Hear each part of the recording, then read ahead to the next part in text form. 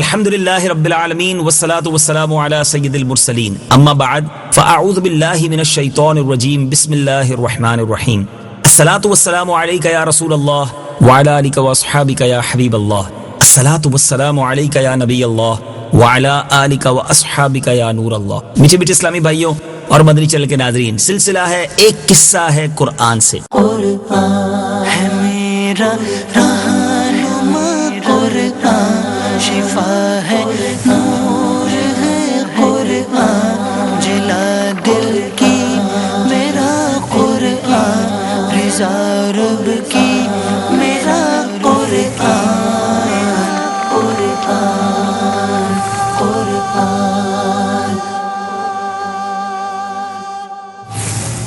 آج کون سے قصے کی بات کرنی ہے؟ آپ نے جنت کے بارے میں تو بہت کچھ سنا ہوگا، لیکن شاید بہت سارے مدنی چینل کے ناظرین کو یہ معلوم نہیں ہوگا کہ اس دنیا میں بھی ایک جنت بنانے کی کوشش کی گئی تھی۔ جی ہاں، یہ قرآن کا واقعہ ہے اور بات ہوگی شداد کی جنت کی۔ یہ تو ویسے آپ قوم عاد کی آندھی کے عنوان میں جب ہم نے اس سلسلہ بیان کیا تھا، یاد رہے کہ قوم عاد کا موری سے اعلیٰ عاد بن اوس بن ارم بن سام بن نو ہے۔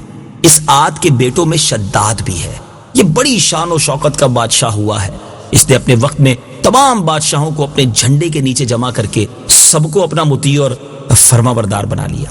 اس نے پیغمبروں کی زبان سے جنت کا جب ذکر سنا تو اس نے سوچا کہ دنیا ہی میں جنت بنا لیتے ہیں۔ اس ارادے سے اس نے ایک بہت بڑا شہر بنایا جس کے محل سونے چاندی کی اینٹوں کے بنائے اور اس کے اندر زبرجد اور یاقوت کے ستون بنائے۔ ان کی عمارتوں میں موتیوں کے ستون، ہیروں کے ستون نصب کیے گئے اور ایسے ہی فرش مکانوں میں بنائے گئے۔ سنگریزوں کی جگہ یعنی کنکروں کی جگہ جو ہے وہ آبدار موتی بچھائے گئے۔ ہر محل کے گرد جواہرات سے پر نہریں جاری کی گئیں۔ قسم قسم کے درخت زینت اور سائے کے لیے لگائے گئے۔ الغز اس سرکش نے اپنے خیال سے جنت کی تمام چیزیں اور ہر قسم کے عیش و عشرت کا سامان جو تھا اس شہر پہ بنا لیا۔ جب یہ شہر مکمل ہو گیا، ذرا سنیے گا اللہ کی قدرت کا کیسا نظارہ ہے۔ جب یہ عالی شان پتہ نہیں کیا کچھ اس نے اس میں نہیں بنایا اور اس کے نزدیک یہ جنت تھی، ہر چیز اس دنیا کی موجود تھی، مگر جب یہ شہر مکمل ہوا تو شداد بادشاہ اپنے سلطنت کے لوگوں کے ساتھ جب اس طرف روانہ ہوا، جب اس جنت اور اس کے درمیان ایک منزل کا فاصلہ باقی رہ گیا تو آسمان سے ایک ہولناک آواز آئی جس سے اللہ تعالیٰ نے شداد اور اس کے تمام ساتھیوں کو ہلاک کر دیا اور وہ اپنی بنائی ہوئی جنت کو دیکھ بھی نہ سکا۔ حضرت امیر معاویہ رضی اللہ تعالیٰ عنہ کے دور حکومت میں حضرت عبداللہ بن کلابہ اپنے گمشدہ اونٹ کی تلاش میں چلے تھے اور تلاش کرتے کرتے صحرائے عدن سے جب گزرے تو اس شہر میں پہنچ گئے اور تمام زینتوں اور آسائشوں کو دیکھا، مگر دیکھا یہاں تو کوئی رہنے والا ہی نہیں ہے اور بسنے والا انسان ہی کوئی نہیں ہے۔ یہ تھوڑے سے جواہرات وہاں سے لے کر چلے آئے۔ جب یہ خبر حضرت امیر معاویہ رضی اللہ تعالیٰ عنہ کو معلوم ہوئی تو انہوں نے عبداللہ بن کلابہ کو بلا کر پورا حال دریافت کیا۔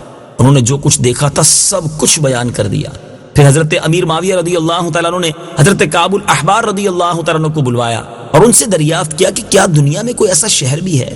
تو انہوں نے فرمایا ہاں، اس کا ذکر قرآن مجید میں آیا ہے۔ یہ شہر شداد بن عاد نے بنایا تھا لیکن عذاب الہی سے ہلاک ہوا اور اس کی قوم میں سے کوئی ایک آدمی بھی باقی نہ بچا، اور کہا کہ آپ کے زمانے میں ایک مسلمان جس کی آنکھیں نیلی، قد چھوٹا اور اس کے ابرو پر ایک تل ہوگا اور اپنے اونٹ کو تلاش کرتے ہوئے اس ویران شہر میں داخل ہوگا۔ حضرت کعب الاحبار نے یہ بھی بتا دیا۔ اتنے میں عبداللہ بن کلابہ آ گئے تو کعب الاحبار نے ان کو دیکھ کر فرمایا کہ یہی وہ شخص ہے جو شداد کی بنائی ہوئی جنت کو دیکھے گا۔ ہاں، یہی وہ شخص ہے۔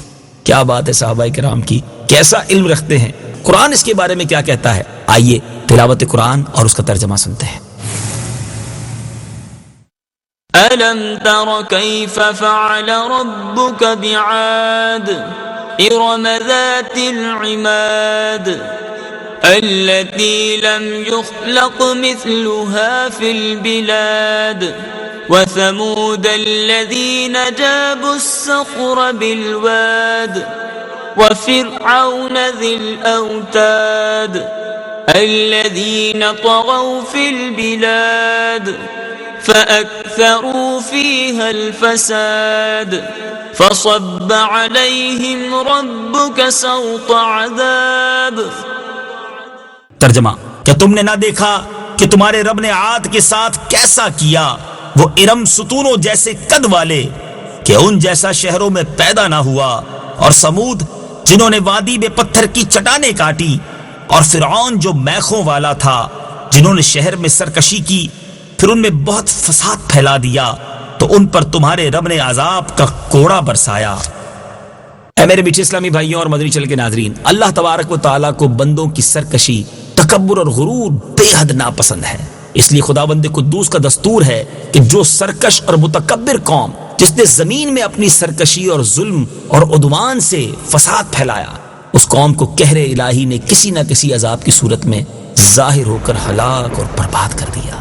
شداد اور قوم عاد کے دوسرے افراد سب اپنی سرکشی اور تکبر کی وجہ سے اللہ عز و جل کے غضب کے شکار ہوئے، کہ خداوند قہار و جبار کے عذابوں نے ان سب سرکشوں اور ظالموں کو تباہ و برباد کر کے صفائے ہستی سے حرف غلط کی طرح مٹا دیا۔